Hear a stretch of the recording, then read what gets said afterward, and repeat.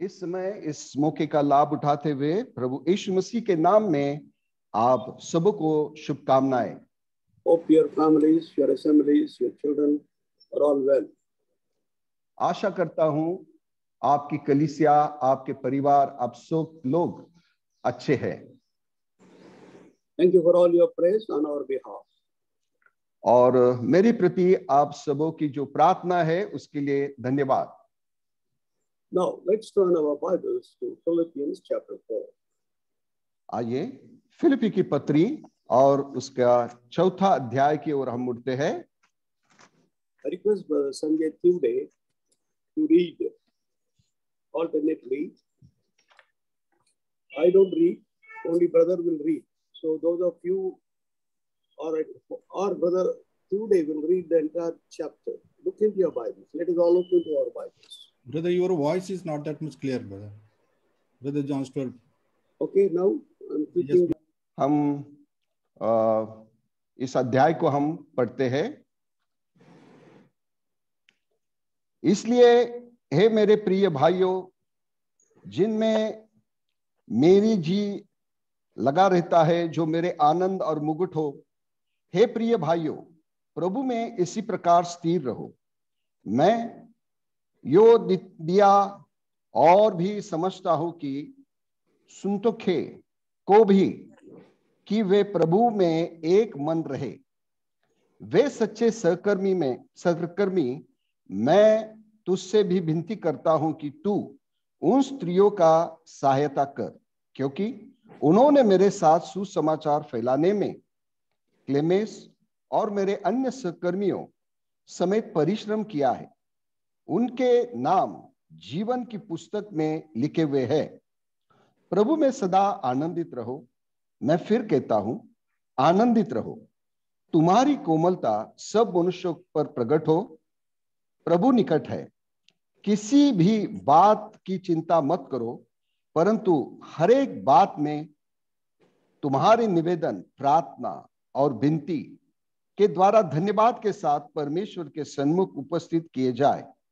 तब परमेश्वर की शांति, जो सारे समझ से परे है, तुम्हारे हृदय और तुम्हारे विचारों को मसीह यीशु में सुरक्षित रखेगी।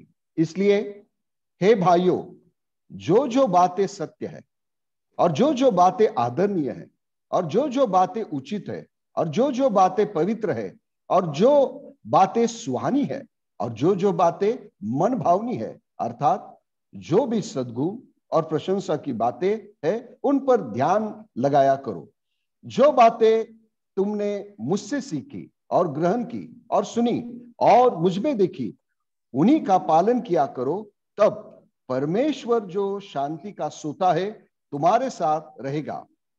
मैं प्रभु में बहुत आनंदित हूं कि अब इतने दिनों के बाद तुम्हारी चिंता मेरे विषय में फिर जागृत हुई है। निश्चय तुम्हें आरंभ में भी इसका विचार था, पर तुम्हें अवसर न मिला।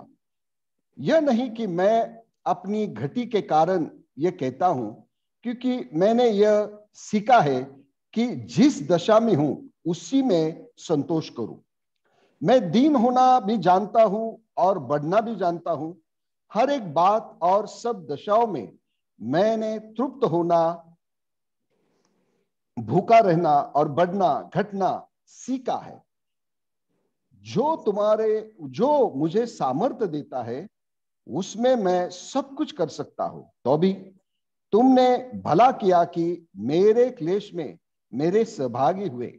हे फिलिपियो, तुम अब भी जानते हो कि सुसमाचार प्रचार के आरंभ में जब मैं मकदूनिया से विदा हुआ, तब तुम्हें छोड़ और किसी मंडली के लेने देने के विषय में मेरी सहायता नहीं की।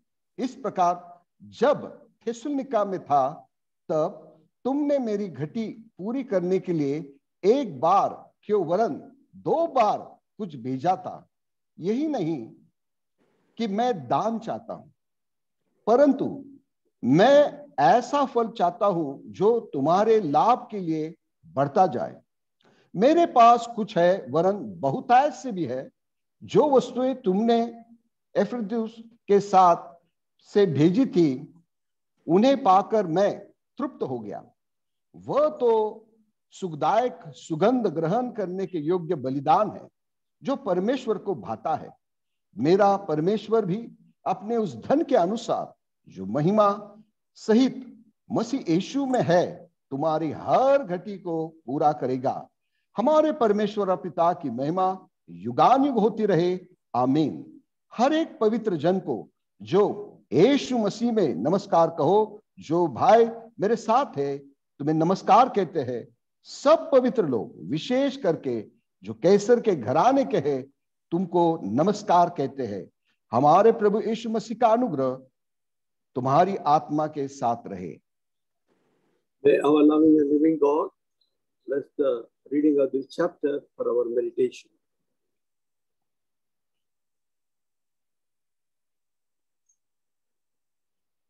Well, Sanjay, you're not able to listen to me.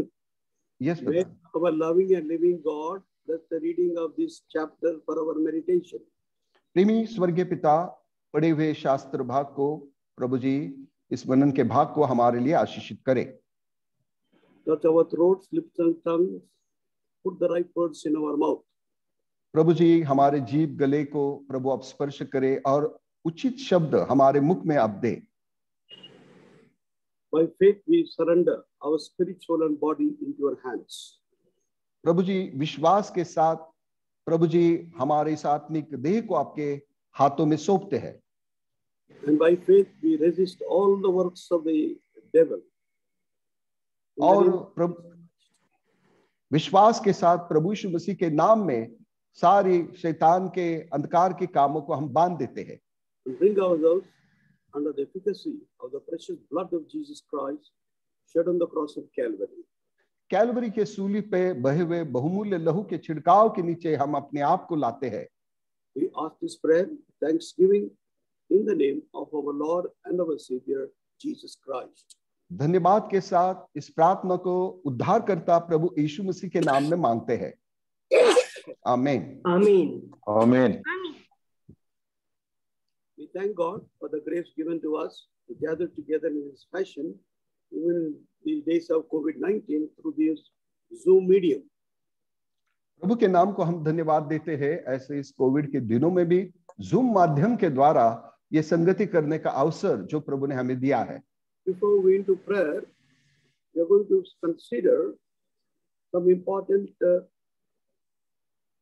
points in the life of Paul the Apostle.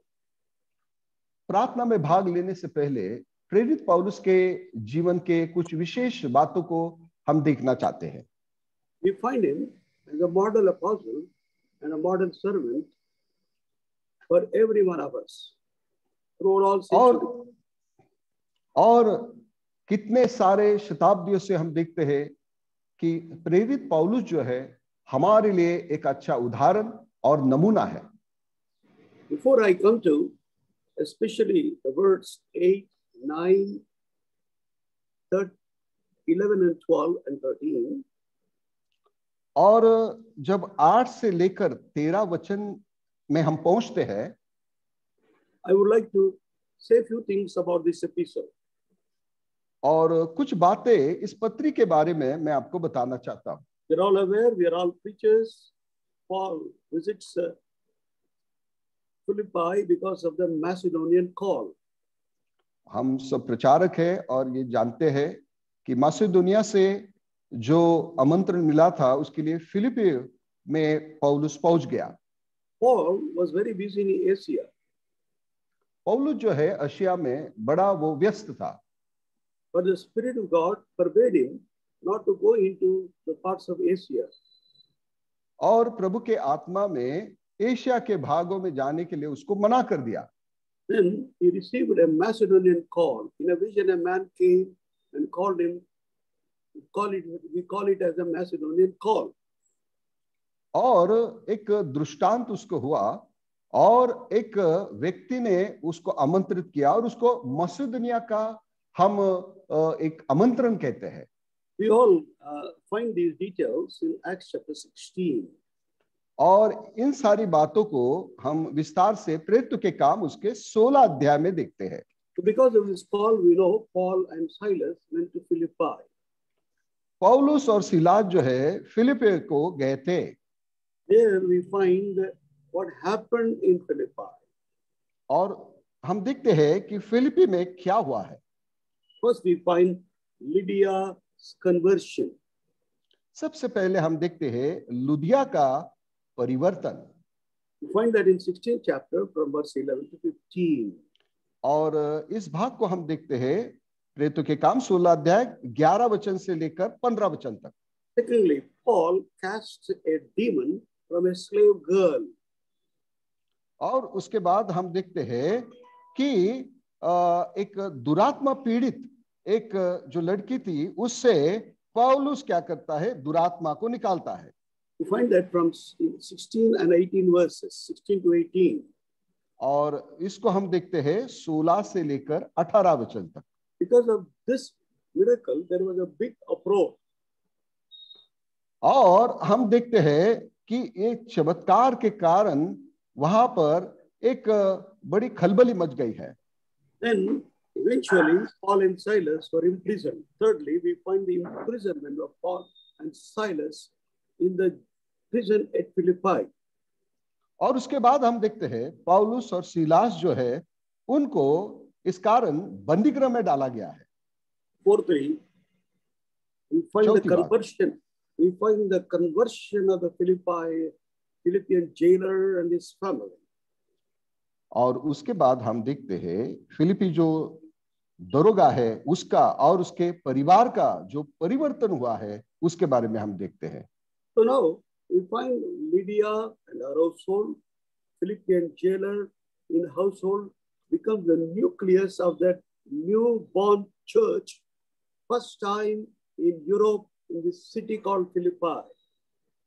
और लुदिया हो, दरोगा हो, उसका परिवार हो, हम देखते हैं कि पहली बार यूरोप में ये एक केंद्र बिंदु सा बन गए है।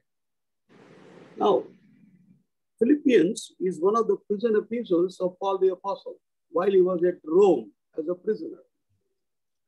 और फिलिपी की पत्री जो है पौलुस जो है वो रोम में जब बंदी गृह में था तब उसने इस पत्री को लिखा है। Along with Ephesians, Colossians, and Epistle to Philemon, he also wrote this epistle. हम देखते हैं इफिसियों की पत्री, कलोसी की पत्री और फिलेमोन की पत्री, इन पत्री को उसने लिखा है। Along with that, he wrote Philippians also. और उसके साथ साथ फिलिपी की पत्री भी उसने लिखी। This is actually a thank you letter. Thank you letter having received gift through the hands of Epaphroditus, who was a deacon or a servant of God at Philippi.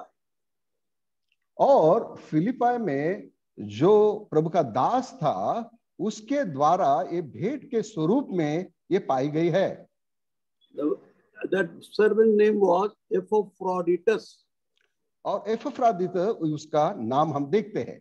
We find in the chapter which we read, having received this, he says, verse 16, but I have all and abound, I am full, having received of Epaphroditus the things which were sent from you, an odor of a sweet smell, a sacrifice acceptable, well pleasing to God. 18 वचन हिंदी में हम पढ़ते हैं, मेरे पास सब कुछ है वरन बहुतायत से भी है, जो वस्तुएं तुमने एपफ्रोदितुस से के हाथ से भेजी थी उन्हें पाकर मैं तृप्त हो गया, और वो सुखदायक सुगंध ग्रहण करने के योग्य बलिदान है जो परमेश्वर को भाता है। So it was like a sweet odor of a sweet smell, a sacrifice acceptable, well pleasing to God, he says. तो हम देखते हैं ये जो दान है वो सुखदायक सुगंध ग्रहण करने का योग्य बलिदान वो था। And he said, not that I desire a gift in verse 17, but I desire fruit may abound to your account. 17 वचन में हम पढ़ते हैं, ये नहीं कि मैं दान चाहता हूं, परंतु मैं ऐसा फल चाहता हूं जो तुम्हारे लाभ के लिए बढ़ता जाए। In that context, he writes verse 19, but my God shall supply all your need according to the riches in glory by Christ Jesus. और इस संदर्भ में याद रखते हुए 19 पद में लिखा है मेरा परमेश्वर भी अपने उस धन के अनुसार जो महिमा सहित महिमा सहित यीशु मसीह में तुम्हारी हर घटी को पूरा करेगा। So if this is a blessing, this is a benediction. Having received this gift, now he is blessing them. My God will supply all your need according to riches in glory by Christ Jesus. अब ये दान स्वीकारने के बाद हम देखते हैं पौलुस उनको आशीष देता है और वो कहता है कि मेरा परमेश्वर अपने धन के अनुसार जो मसीह यीशु मसीह में तुम्हारी सारी घटी को पूरा करेगा। Now let us come to verse 8. आइए हम 8 पद की ओर हम आते हैं। Finally, brethren, whatsoever things are true, whatsoever things are honest, whatsoever things are just, whatsoever things are pure, whatsoever things are lovely, whatsoever things are of good report, if there be any virtue, if there be any praise, think on these things. 8 वचन, इसलिए भाइयों जो जो बातें सत्य है और जो जो बातें आदरणीय है, जो जो बातें उचित है और जो जो बातें पवित्र है और जो जो बातें सुहानी है और जो जो बातें मनभावनी है, अर्थात जो भी सद्गुण और प्रशंसा की बातें, उन पर ध्यान लगाया करो। He's using that word finally, brother. और इस शब्द को वो कहता है अंत में भाइयों। Why is using that word finally? और ऐसे अंत में भाइयों ऐसा क्यों लिखता है? We find in the entire epistle of Philippians the personality, the life and the ministry and the qualities of this great apostle. और हम देखते हैं कि प्रेरित पौलुस का जो व्यक्तिमत्व है और जो सद्गुणों से वो भरा था, उन बातों को वो प्रकट करता है। So that's why he is a model of apostle. We can take him as our model. We can take him as our example. और हम प्रेरित पौलुस को एक हमारे लिए एक उदाहरण और एक नमूना ऐसा हम उसको देख सकते हैं। We are living in days where people are after models or celebrities, either in the film field or cricket field or political field or any other field. People want to emulate and take the example of such great people who achieve great things. इस संसार में हम देखते हैं जो महान व्यक्ति है, चाहे वो राजकीय क्षेत्र से हो या क्रीड़ा क्षेत्र से हो या और कोई भी क्षेत्र से हो, हम देखते हैं संसार के लोग जो है उनका आदर्श सामने रखते हुए उनका अनुसरण करना चाहते हैं। But we should model Jesus Christ in our life primarily. मगर मूलभूत रूप से हम प्रभु यीशु मसीह को हमारे सामने आदर्श रखना है। The Lord Jesus Christ said, "Learn of me." प्रभु यीशु मसीह ने कहा, मुझसे सीखो। You find those words in Matthew's Gospel, chapter 11. और इन बातों को हम पढ़ते हैं मत्ती रचित सुसमाचार और उसका 11 अध्याय। The Lord Jesus Christ should be our first and the primary example, beloved, or a model. प्रियो, प्रभु यीशु मसीह हमारे जीवन में मूलभूत रूप से सबसे प्रियो वो हमारा आदर्श होना आवश्यक है। Verse 29, take my yoke upon you, learn of me, for I am meek and lowly in heart, and you shall find rest unto your souls. 29 वचन, मत्ती 11:29, मेरा जुआ अपने ऊपर उठा लो और मुझसे सीखो, क्योंकि मैं नम्र और मन का दीन हूं। Here this verse shows how our Lord Jesus Christ was in his disposition. यहाँ पर प्रभु यीशु मसीह के बारे में हम देखते हैं, इन बातों को प्रकट किया गया है कि हमारे प्रभु यीशु मसीह कैसे थे। In the same way, Paul also says, 1 Corinthians chapter 11 and verse 1. उसी प्रकार प्रेरित पौलुस भी क्या कहता है, पहला करंती उसका 11 अध्याय और उसका पहला वचन, Be ye followers of me, even as I also am of Christ. तुम मेरी सी भी चाल चलो जैसे मैं मसीह की सी चाल चलता हूं। So, beloved, the need of the hour today is to model Jesus Christ in our life, is to model the apostles prophets and teachers who were before us, who followed Christ. तो प्रियो, आज के दिन समय की यह आवश्यकता है कि हमारा प्रभु यीशु मसीह है, प्रेरित है और नबी है, और जो शिक्षक है जो हमारे सामने प्रभु ने रखे हैं, उनका आदर्श और अनुसरण हम करें. If you take time and read through these 4 chapters of the epistle of Paul to the Philippians, और अगर समय निकालकर फिलिपी की पत्री के जो 4 अध्याय है उसके ऊपर अगर आप ध्यान मनन करते हैं, we can pick up the life and the virtues and the qualities, the lifestyle of this great apostle Paul. तो हम प्रेरित पौलुस के जीवन के बारे में और उसमें जो विशेषता है, सद्गुण है, उसके बारे में हम देख सकते हैं. Broadly, I will mention 7 things before I come to other things in the 4th chapter.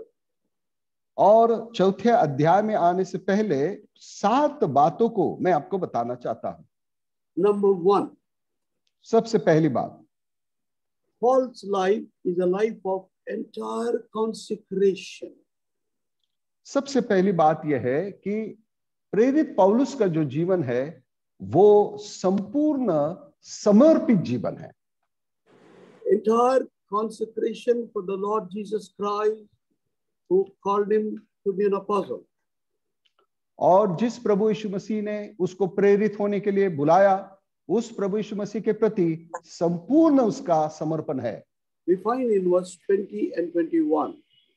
First chapter, verse 20 and 21. I request the Sanjay Theode to read. Philippi की पत्री उसका पहला अध्याय 20 और 21 वचन में पढ़ता हूं. मैं तो यही हार्दिक लालसा और आशा रखता हूं कि मैं किसी बात में लज्जित न हूं, पर जैसे मेरे प्रबल साहस के कारण मसीह की बड़ाई मेरे देह के द्वारा सदा होती रही है, वैसे ही अब भी हो, चाहे मैं जीवित रहूं या मर जाऊं, क्योंकि मेरे लिए जीवित रहना मसीह है और मर जाना लाभ है. What is his earnest expectation? और हम देखते हैं उसकी हृदय की गहरी इच्छा क्या है. We may have so many earnest expectations in our life. हमारे जीवन में ऐसे बहुत सारी गहरी इच्छाएं हमारे जीवन में होगी. Travel many countries, travel many cities in India, gather many people, preach to multitude. That should be maybe our other desire of preachers. हो सकता है बहुत सारे देशों को हम भेंट दें और बहुत सारी बड़ी भीड़ हम इकट्ठा करें, बहुत सारे लोगों को हम वचन सुनाएं. हो सकता है ये हमारी इच्छा होगी. Everybody may praise me, applaud me, and appreciate me as a good servant, or a good leader, good singer, good translator. बहुत सारे लोग हमारी प्रशंसा करेंगे, ताली बजाकर कहेंगे बहुत अच्छा प्रचारक, बहुत अच्छा ट्रांसलेटर, बहुत अच्छा सिंगर, बहुत अच्छा बजाने वाला है. But here Paul's earnest expectation and hope is different. मगर यहाँ पर जब प्रेरित पौलुस के बारे में देखते हैं, उसकी जो हृदय की गहरी इच्छा कुछ निराली है. What is his earnest expectation? उसके हृदय की गहरी इच्छा क्या है? And hope? और उसकी आशा क्या है? In nothing I shall be ashamed. और वो कहता है किसी बात में मैं लज्जित ना हूं. But that which with all boldness always, so now also, Christ must be magnified in my body, whether it be by life or death. पर जैसे मेरे प्रबल साहस के कारण मसीह की बड़ाई मेरे देह के द्वारा सदा होती रहे, वैसे अब भी हो, चाहे मैं जीवित रहूं या मर जाऊं. Brothers and sisters, my dear brothers, of course I'm also telling sisters, we can all share our wives also, because they are part of this ministry. So we must have this as our earnest expectation and hope. Whether life, death, Christ should be magnified. Christ should be magnified. Christ should be magnified. तो ये हमारे जीवन की गहरी इच्छा होनी चाहिए, ये हमारी आशा होनी चाहिए कि हमारे जीवन के द्वारा या मृत्यु में भी मसीह की महिमा हो. And then verse 21 he says, To me, 21 then he वचन, declared, he makes a very strong declaration, very bold declaration. But to me, is to live Christ and to die is gain. और 21 वचन में वो कहता है, मेरे लिए जीवित रहना मसीह और मर जाना लाभ है। I put it this way, in other words, if at all I live for Christ alone. Otherwise, good for me to die. That's what the Apostle Paul is talking about himself. दूसरे शब्दों में मैं ऐसे आपको बताना चाहता हूं, पौलुस कहता है कि मेरे लिए जीना है तो वो मसीह है, अगर वैसा नहीं है तो मैं मरना पसंद करता हूं। My dear brothers, as the Lord's co-workers called for his great ministry, it should also be our earnest hope, earnest expectation. मेरे प्रिय भाइयों, जैसे प्रेरित पौलुस की ये गहरी इच्छा थी, वैसे हमारी भी हृदय की गहरी इच्छा हो। Secondly, दूसरी बात, you find in 2nd chapter verse 17, Philippians chapter 2 verse 17. Philippi की पत्री उसका दूसरा अध्याय और उसका 17 वचन में हम पढ़ते हैं, If I be offered upon the sacrifice and service of your faith, I joy and rejoice with you all. और वो कहता है, यदि मुझे तुम्हारे विश्वास रूपी बलिदान और सेवा के साथ अपने लहू बहना पड़े तो भी मैं आनंदित हूं और तुम सबके साथ आनंद करता हूं। If I be offered upon the sacrifice or service of your faith, सेवा करने के लिए उसका विश्वास के बारे में, I am willing to pour out my life as a sacrifice. और वो कहता है, यदि मुझे तुम्हारे विश्वास रूपी बलिदान और आपकी सेवा करना है तो मैं अपने आप को अर्पण करने के लिए मैं तैयार हूं। He was not a person who reserved his life, but he wanted to willingly sacrifice his life for the faith of the Lord's people, Lord's service, the churches of the living God. और प्रेरित पौलुस ने अपने आप के लिए कुछ रखा नहीं था, मगर अपना जीवन प्रभु के संतों के लिए, कलीसिया के लिए पूरे रूप से वो खर्च करना चाहता था। He learned that secret. The Lord Jesus Christ told his disciples in Matthew chapter 16, he that saveth his life will lose it. He that loseth his life for my sake shall find it. और इस रहस्य को प्रेरित पौलुस प्रभु यीशु मसीह से सीखा कि जो कोई अपने प्राण को बचाना चाहता है वो गमाएगा, और जो कुछ गमाना चाहता है वो अनंत काल के लिए वो बचाएगा। Many years ago, this has become my experience. और बहुत सालों से ये मेरा अनुभव रहा है। Matthew's Gospel chapter 16 verse 25. मत्ती रचित सुसमाचार उसका 16 अध्याय और 25 वचन। For whosoever will save his life shall lose it. Whosoever will lose his life for my sake shall find it. क्योंकि जो कोई अपना प्राण बचाना चाहे वो उसे खोएगा, और जो कोई मेरे लिए अपना प्राण खोएगा वो उसे पाएगा। As soon as I stepped into full-time service in the year 1982, 1982 की बात है, जैसे ही मैंने संपूर्ण समय सेवा में मैं आया।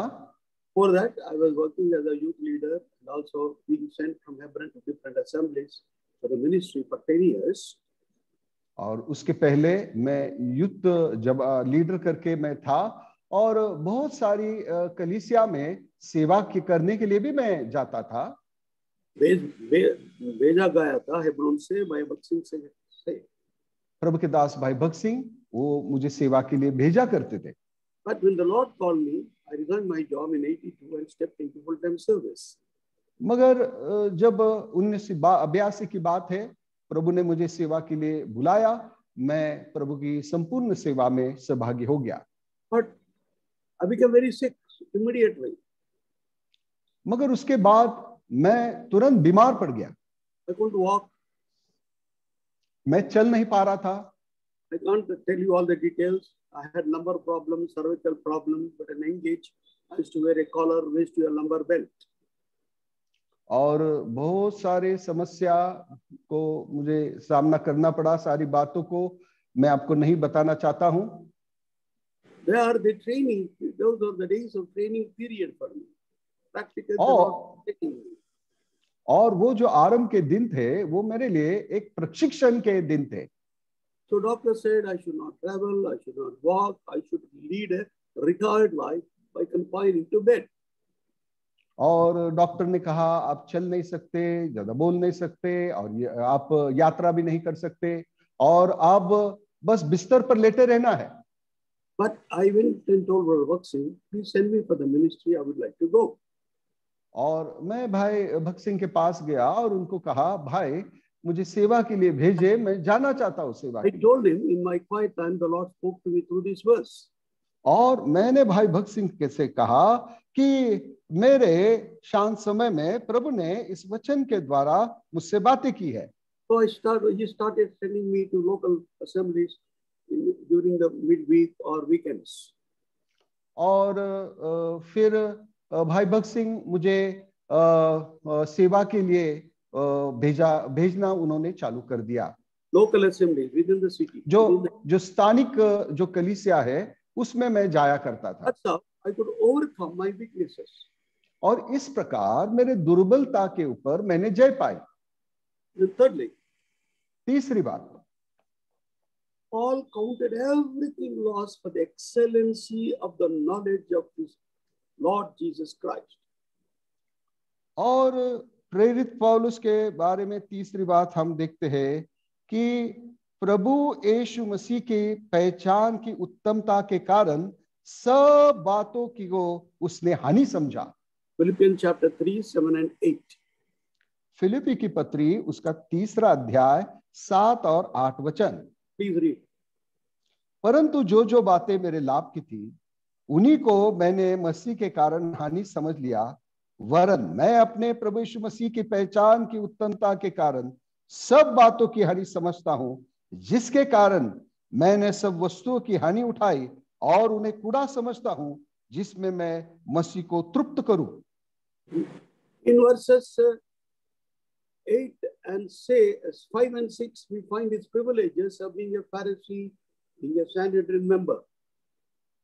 और 5 और 6 वचन में हम देखते हैं कि उसके लिए जो लाभ की बातें थी वो फरीसी था, और बहुत सारे उसके बारे में लाभ की बातों को हम पढ़ते हैं. Sanhedrin member. हाँ, और हम देखते हैं कि वो वहाँ कलीसिया में वो आराधना में वो सदस्य भी है. Israel Jews have a committee of 70 people as elders to govern the nation and religious affairs of Israel. So he was one of the members. तो एक हम देखते हैं एक उस जो कमिटी थी उसका वो सदस्य भी था. Jewish nation, यहूदी जो राष्ट्र है, they have a Sanhedrin called Sanhedrin. He was a member of it. और उनकी जो सदस्य की एक कमेटी थी उसका वो सदस्य था. And he counted all those things, his position, his prominence, his qualifications, everything he counted as dust and dung. और इतनी सारी लाभ की बातें उसके विषय में थी, मगर मसीह के लिए उन सारी बातों को उसने हानि की समझा है. If you question Paul, why did you do that? और अगर हम ये प्रश्न पौलुस से करते हैं कि ऐसा आप क्यों करते हैं, he would say, for the excellency of the knowledge of my Lord Jesus Christ. तो उसका उत्तर यही होगा, मसीह के कारण मैं और उसकी उत्तमता की पहचान के कारण मैं इन सारी बातों को बेहानि समझता हूँ. I want to win Christ in my life. I want to possess Christ in my life. I want to be saturated by the person of Christ in my life. मैं मसीह को पाना चाहता हूँ और मसीह में मैं अपने आप को समाना चाहता हूँ. Then fourthly, चौथी बात you find in verse 10. 10 वचन में पढ़ते हैं, that I may know him and the power of his resurrection and the fellowship of his sufferings, being made conformable unto his death. ताकि मैं उसकी और उसके मृत्यु की सामर्थ्य को और उसके साथ दुखों में भी सहभागी होने के मर्म को जानूं और उसकी मृत्यु की समानता को प्राप्त करूं।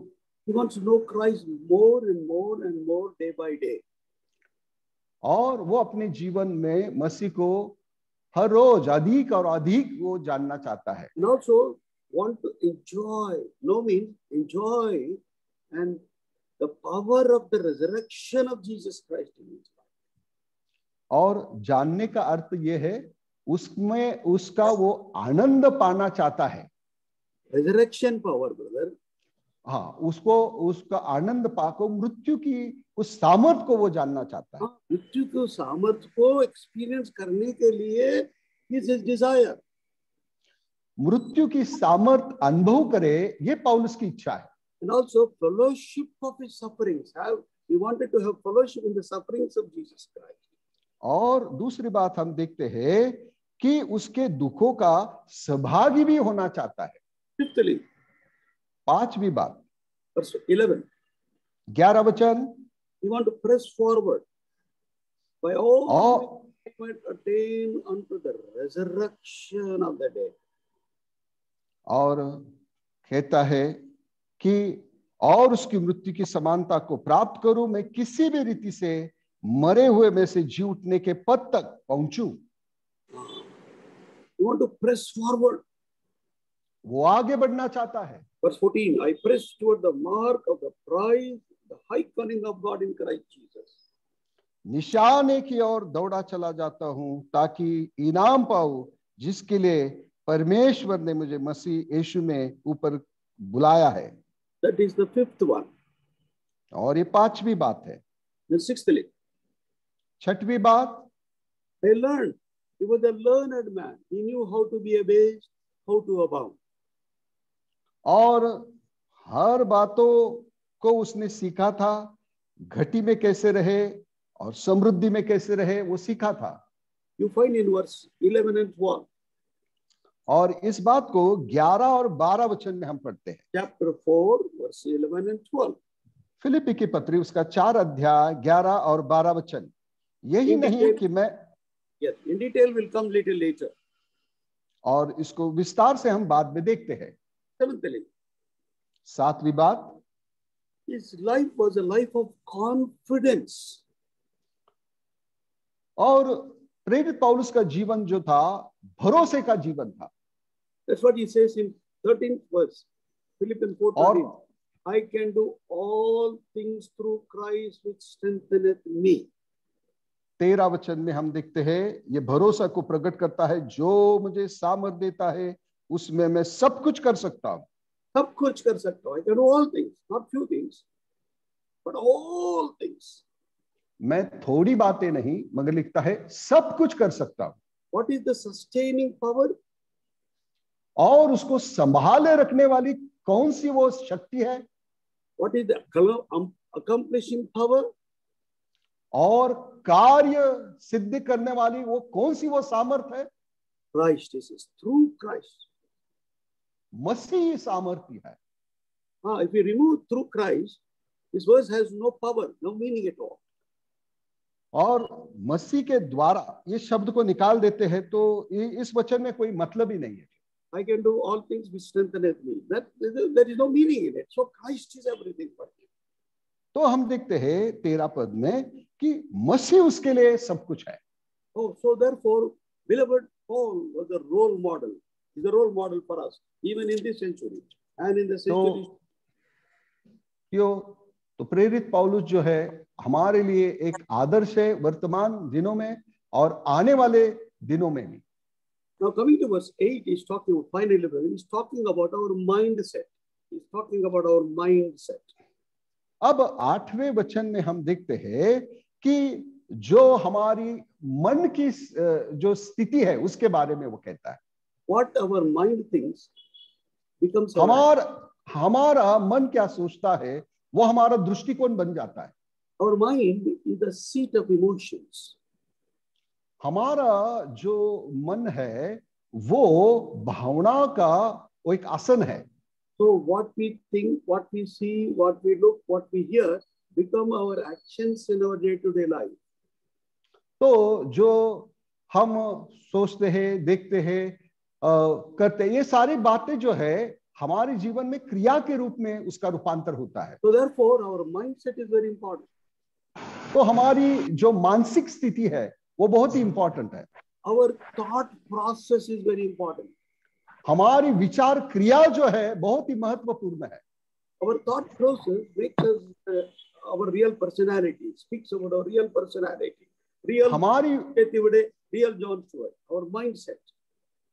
हमारी जो विचार क्रिया है हमारे व्यक्तिमत्व को बताती है, भाई जॉन स्टुअर्ट को बताती है, भाई संजय तिवड़े को बताती है। So beloved, what I just say, finally, brethren, whatsoever things are true, whatsoever things are honest, whatsoever things are just, whatsoever things are pure, whatsoever things are lovely, what things are of good report, whatsoever are virtue, there be any praise, think on these things, think on these things.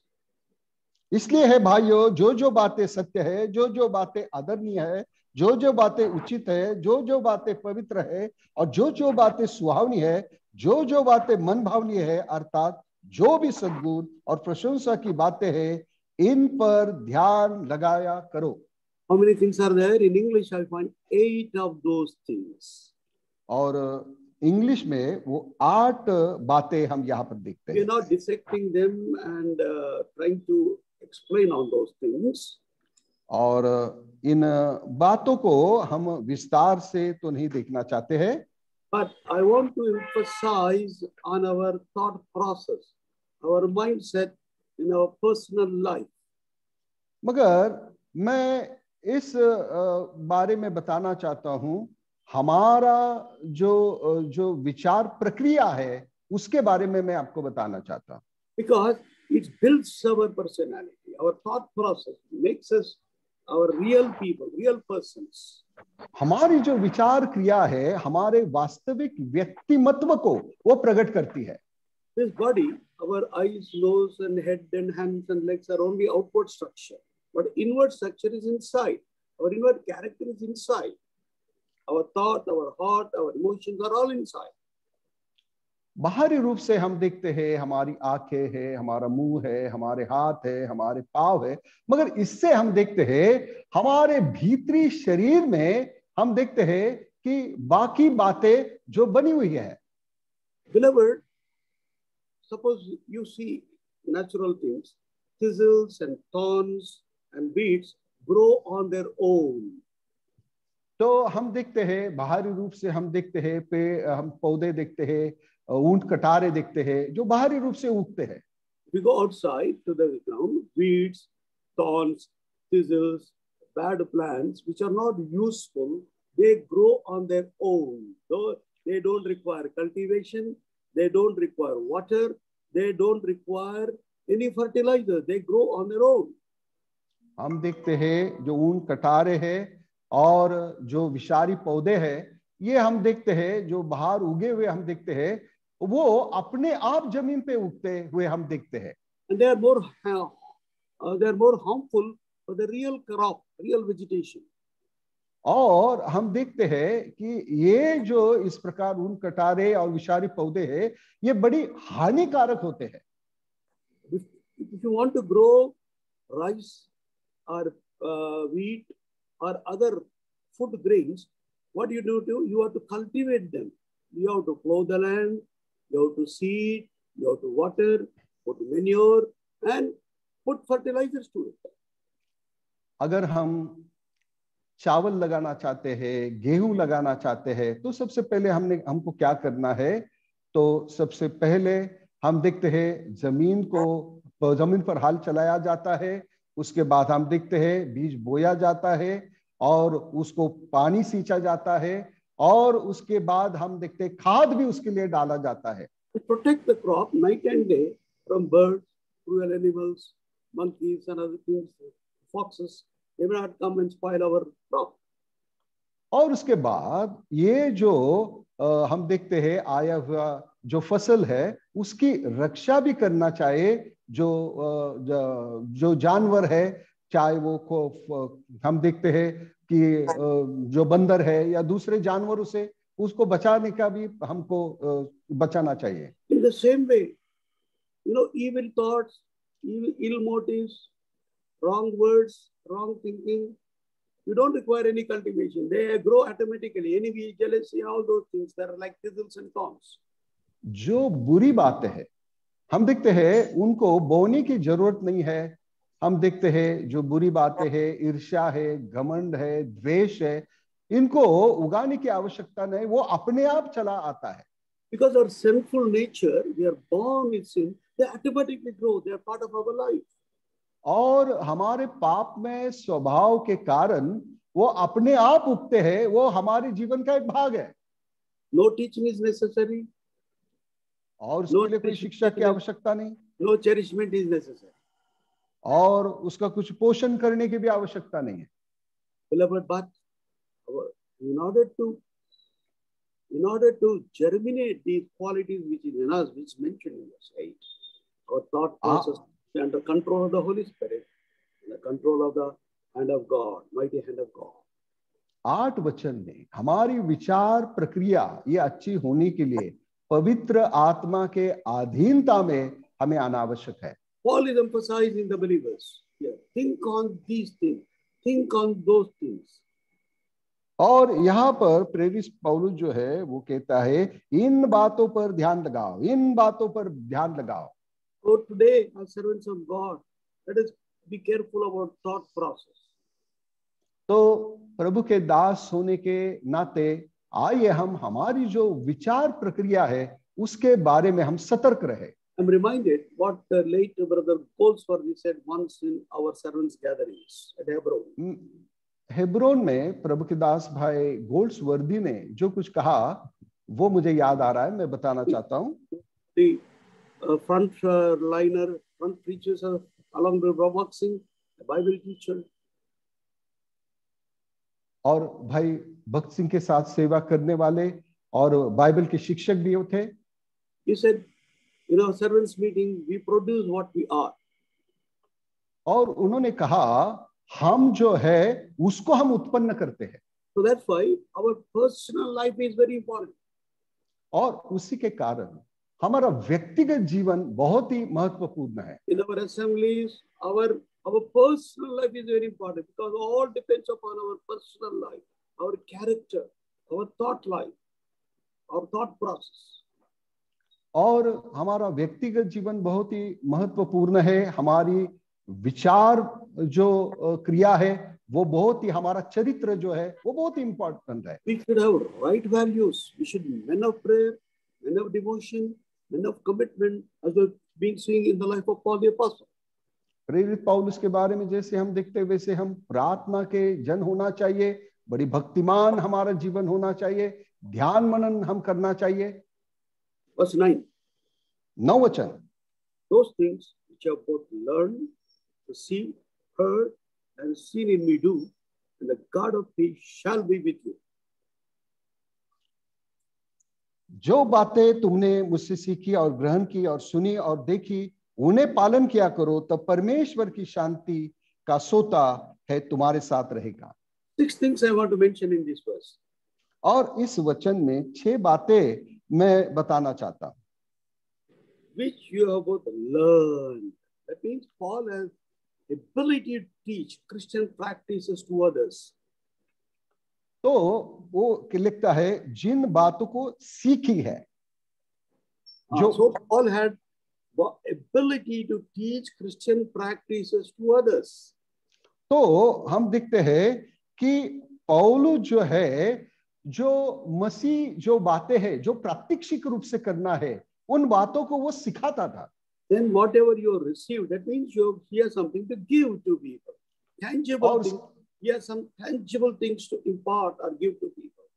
और प्रेरित पौलुस के बाद कुछ ऐसी बातें देने योग्य थी, इसलिए वो कहता है जो ग्रहण की है। I am reminded in Romans chapter 1. Turn to Romans chapter 1. आइए रोमी की पत्री उसके पहला अध्याय की ओर हम मुड़ते हैं। 11 and 12. 11 और 12 वचन। For I long to see you, that I may impart unto you some spiritual gift, to the end he may be established. That is, that I may be comforted together with you by the mutual faith both of you and me.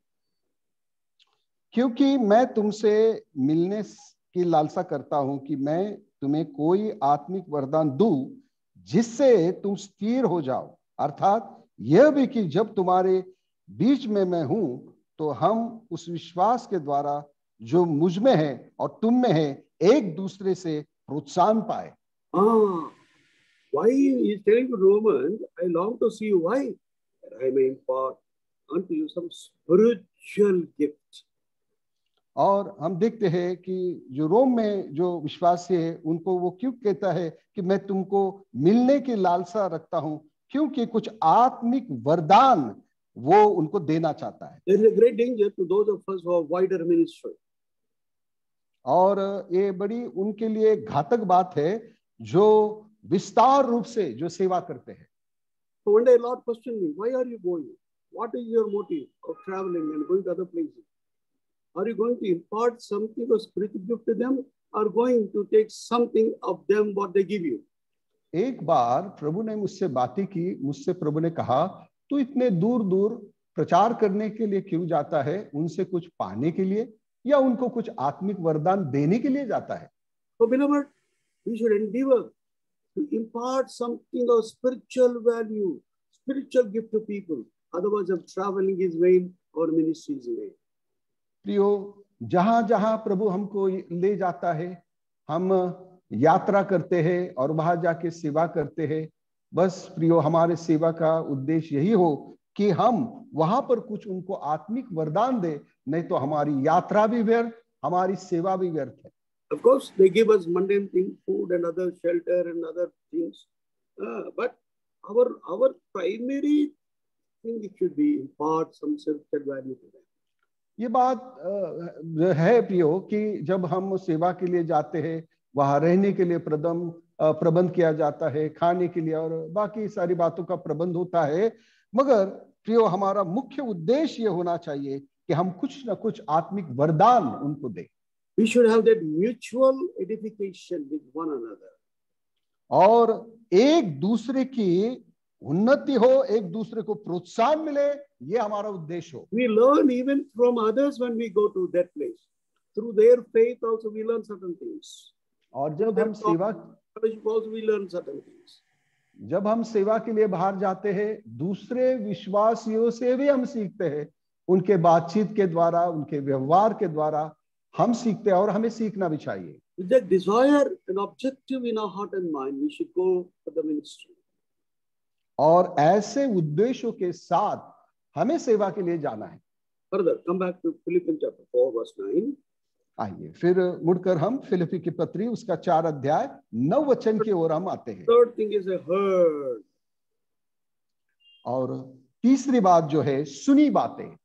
He has something to make people to hear. Important doctrines, not only Christian practices. He has the ability to make people to hear important Christian doctrines. और ना कुछ देने की बातें हैं, मगर हम देखते हैं कि कुछ मसीह सिद्धांत पौलुस के पास थे जो लोगों को वो सिखाता था। And also seen in me was a practical example. Seen in me. वो कहता है जो बातें मुझ में आपने देखी है वो एक वास्तविक रूप से उदाहरण था। What you have learned, आपने जो बातें सीखी, what you have received, जो बातें ग्रहण की, what you have heard, जो बातें सुनी, what you have seen in me, और जो कुछ बातें मुझ में देखी, do those things. Do those things. उन्हीं का पालन करो, उन्हीं का पालन करो। Oh, what a role model he was. वो क्या ही अद्भुत रीति से हम देखते हैं प्रेरित पौलुस उदाहरण है। Then sixthly, what is there in that? Then God of peace shall be with you. तब परमेश्वर जो शांति का सोता है तुम्हारे साथ रहेगा। Oh, beloved, let us learn, emulate in qualities, virtues of this great apostle in our lives also. आइए प्रियो, ये महान प्रेरित का जो चरित्र है, जो सद्गुण उसमें है, हम हमारे जीवन में लागू करें। In this chapter we find, इस अध्याय में हम पढ़ते हैं, coming to 4th chapter, अब चौथे अध्याय की ओर अब जब आते हैं, we find 7 things. यहाँ पर 7 बातें हैं. One is reconciliation. He is writing for reconciliation between two sisters who are having a problem. और 2 बहनें हैं जिनके बीच में कुछ संघर्ष है, उनके समेट के लिए वो लिखता है. In 4th chapter, he is teaching about rejoicing in the Lord. 4th verse. और चौथे वचन में प्रभु में आनंद करने के बारे में वो कहता है.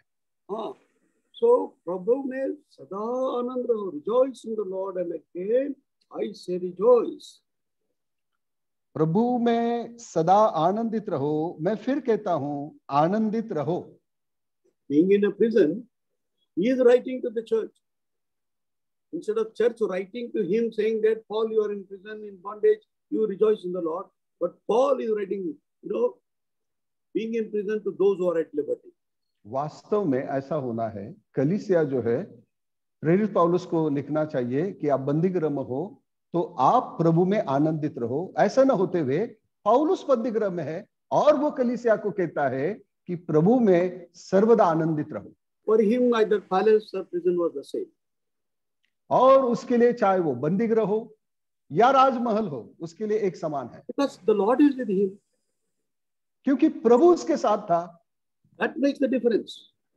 और ये बात जो है हम देखते हैं कि उसको कुछ निराला बनाती है. That makes the difference. और ये भेद की बात है. Difference is Christ is with me. Whether it is for others, all the same for me, all the same for me. It doesn't make any difference. हाँ, और परिस्थिति कैसी हो उससे मेरे जीवन पे उसका कोई असर नहीं होता. मसीह मेरे साथ है और इसके लिए मैं इन बातों में आनंदित हो रहा हूं. Thirdly, तीसरी बात, talking about gentleness. Let your moderation be known unto all men. The Lord is in hand. और उसके बाद हम देखते हैं कि वो कहता है कि तुम्हारी कोमलता सब मनुष्यों पर प्रकट हो, प्रभु निकट है. कोमलता के बारे में कहता है. It doesn't say don't try to publicize, I'm gentle, I'm gentle, I'm gentle, I'm gentle. No, that's not the way. We must show through our life our gentleness, our moderation.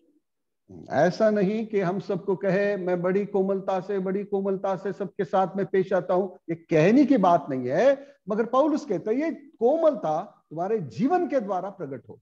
Fourthly, he's talking about prayer life. और चौथी बात, प्रार्थना के जीवन के बारे में वो कहता है. Be careful for nothing, in everything by prayer and supplication with thanksgiving, let your request be made known unto God. किसी भी बात की चिंता मत करो, पर हर एक बात में तुम्हारे निवेदन प्रार्थना और विनती के द्वारा धन्यवाद के साथ परमेश्वर के सन्मुख उपस्थित किए जाए. We all have difficulties, we have problems, we have sicknesses, we have great challenges at home, with children, with wives, and also in the assembly of God. But let us not be careful about anything. Let not the anxiety take over us, but let us learn in everything by prayer and supplication, make our requests known unto God. किसी भी बात की चिंता मत करो. व्यक्तिगत समस्या है, बीमारी है, पारिवारिक जिम्मेदारी है, पत्नी है, बच्चे है, कलीसिया है, कलीसिया की बातें है, बहुत सारी बातें हैं, मगर किसी भी बात की चिंता मत करो. ये सारी बातें लिखता है कि तुम धन्यवाद के साथ परमेश्वर के सामने उपस्थित करो. And what will happen? Peace of God will come into function. तो उसके बाद नतीजा क्या होगा? परमेश्वर की शांति हम पाएंगे. 7 वचन, all understanding shall keep your hearts and minds through Christ Jesus. तो परमेश्वर की शांति जो सारे समझ से परे है, तुम्हारे हृदय, तुम्हारे विचार को मसीह यीशु में सुरक्षित रखेगी. If the peace of God shall not keep our hearts and minds through Christ Jesus, our mindset, our thought process shall not be all right. Please remember this. Please remember this. इस बात को ध्यान में रखें कि जब तक हमारा जो सारी समझ से तुम्हारे हृदय और विचारों को मसीह यीशु में सुरक्षित रखेगा, अगर हमारे सारे हृदय की बातें विचारों को सुरक्षित नहीं रखा गया है प्रियो, तो हमारी विचार प्रक्रिया जो है वो ठीक नहीं है। So Paul has many things to teach, पौलुस many things to make us to hear. पौलुस बहुत कुछ बातें सिखाना चाहता है, बहुत कुछ बातें हम सुने वो चाहता है। So we must do these things. तो इन बातों को हमें करना है। Then the peace of God shall be with us. और उसके बाद शांति का परमेश्वर जो है हमारे साथ रहेगा। Finally, अंत में I want to quote late Austin Sparks, who has quoted these words. और भाई ऑस्टिन पार्क्स जो प्रभु में है, उनके इन शब्दों को मैं कोट करना चाहता हूँ। Austin Sparks was like Brother Buxton was in England, as Brother Buxton was in India. Austin parks वो व्यक्ति है जैसे हमारे लिए भाई भक्त सिंह भारत देश में थे, वैसे इंग्लैंड के लिए वहां पर भाई ऑस्टिन पार्क थे। Austin Sparks was used by the Lord mightily in Europe. और यूरोप में ऑस्टिन पार्क को बड़ी मात्रा में प्रभु ने इस्तेमाल किया। And the three servants of God are equal in rank. The evangelicals say that. Evangelicals say that. और हम देखते हैं कि जो प्रचारकों में जो सुसमाचार सुने वाले हैं, तीन ऐसे सेवक हैं जो एक ही दर्जा में हैं। 20th century, Bhakt Singh, an apostle and a prophet from India. और 20वीं शताब्दी में हम देखते हैं कि भाई भक्त सिंह जो सुवार्थिक थे, जो प्रेरित थे, from India, भारत देश से थे। Austin from England, और इंग्लैंड से ऑस्टिन स्पार्क है, and Watchmani from China. और वॉचमनी जो चाइना से है। These three servants of our ministry was almost same. और ये तीन प्रभु के दास जो है, इनकी जो सेवा है एक समान थी। Now I want to quote what Austin Sparks said, which has become a blessing in my life. Recently I read his article and it has become a blessing in my life. और Austin spark ने जो कुछ कहा है मैं आपको बताना चाहता हूं, और उनका आर्टिकल मैंने पढ़ा और ये आर्टिकल मेरे लिए आशीष का कारण हुआ। The best way of getting free from our own trouble is to occupy with great things of Christ. हमारे सारे समस्या जो है उससे छुटकारा पाने के लिए जो मसीह की बातें हैं वो हम विपुलता से प्राप्त करें। I repeat again. फिर एक बार मैं कहता हूं, the best way of getting free from our own troubles is to be occupied with the great things of Christ, with the great things of Christ. Please note it. हमारी सबसे उत्तम बात यह है कि हमारे जीवन में जो सारी समस्या है उससे छुटकारा पाने के लिए जो मसीही बातें हैं वो हमारे जीवन में बहुतायत से हम प्राप्त करें। We did not quote this verse, but I have added this verse. अब उन्होंने ये बातें नहीं कही, मगर इन बातों को मैं जोड़ना चाहता हूँ। बातें वो किया है, लेकिन वर्स I have added. हाँ, ये बातें उन्होंने की है, मगर ये जो वर्स है मैं ऐड करना चाहता हूँ। Luke chapter 2 verse 49. लूका उसका 2 अध्याय और उसका 49 वचन। पढ़िए, हिंदी में पढ़िए।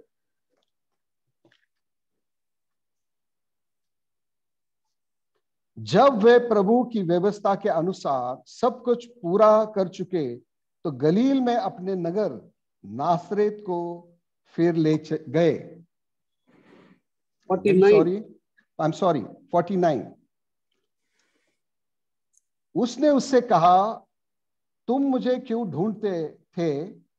क्यों नहीं जानते थे कि मुझे अपने पिता के भवन में होना आवश्यक है? पिता के भवन, हिंदी में गलत लिखा है, बराबर नहीं, पिता का भवन नहीं, father's business. I was after my father's business. Hindi का जो ट्रांसलेशन है वो सही नहीं है, मगर इंग्लिश के ट्रांसलेशन में कहता है पिता के काम में, पिता के काम में। हाँ, ये भवन तो वर्ल्डली, अर्थली होता है, में पिता के काम हेवनली होता है। भुवन तो भौतिक रूप से होता है, मगर काम जो होता है वो स्वर्गीय है। We have many challenges, many difficulties, brother, but let us concentrate about great things of Christ which has committed to us. प्रियो, बहुत सारी समस्या से हम घेरे हुए हैं, मगर मसीह की जो महान बातें हैं उसमें हम लगे रहे। Let me add these things. So we are not salesmen for Christ. Remember that. Let us not act like salesmen or representative who sell our products or sell the products of Christ. और जो salesman होते हैं या प्रतिनिधि होते हैं उसके जैसा हमें नहीं होना है। We are not salesmen. Say that word. We are not salesmen. हम सेल्समैन नहीं है। We have to radiate Christ, reflect Christ, represent Christ in this dark and sinful world.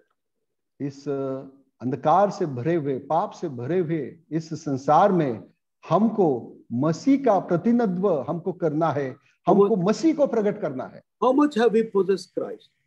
How much we are living of Christ? How much are we giving of Christ to others? प्रभु मसीह हम में कितना समाया है, कितनी मात्रा में हम मसीह को दूसरे को दे रहे हैं। Paul said Galatians 6:17. गलातियों की पत्री 6 अध्याय 17 वचन, आगे कोई मुझे दुख न दे, क्योंकि मैं यीशु के दागों को अपनी देह में लिए फिरता हूं। Let not anyone trouble me. यीशु के दाग, marks of Jesus Christ on me. Do we have the marks of Jesus Christ, the seal of the Holy Spirit, the seal of our calling upon our bodies and upon our ministry, and whatever we do? क्या हमारे जीवन में वो मसीह के दाग दिखाई देते हैं, पवित्र आत्मा की छाप दिखाई देती है? क्या उस बुलाहट की छाप हम पर दिखाई देती है? Beloved, not our positions, not our title. प्रभु प्रियो, जो कुछ हमारे पास है या हमारे जो टाइटल्स है वो नहीं है। People are after organizations. People are not after the person of Christ. They want the seal of the organization, seal of this group or that group, but not the seal of the Lord Jesus Christ. बहुत से लोग कोई संस्था की छाप अपने ऊपर चाहते हैं, मगर मसीह की छाप नहीं चाहते। Don't run after positions. Don't run after possessions.